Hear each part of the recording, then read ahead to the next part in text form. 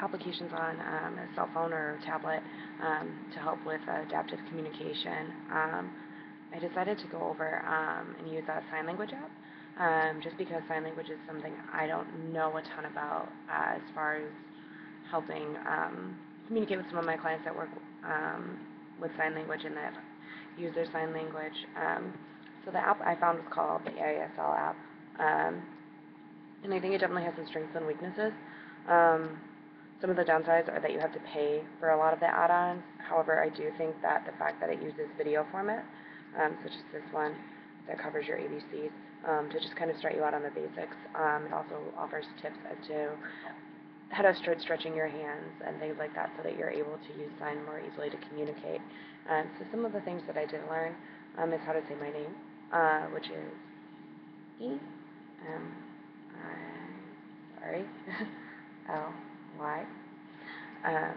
And then I do have some basic knowledge of sign language, just from things that I've communicated and started to work with regarding some of my clients. I definitely think that using sign language, you would want to make sure that that's the best route to go for a client. I do have a few clients that struggle with it. All of my clients have intellectual disabilities and some sort of dual diagnosis. Typically it's autism, but not all of my clients have autism. Sometimes there's mental illness of some sort also. And I do work with a client that does really struggle with being consistent as far as his responses. But I think it's also just because he doesn't really have enough of a history of reinforcement regarding accurate responding.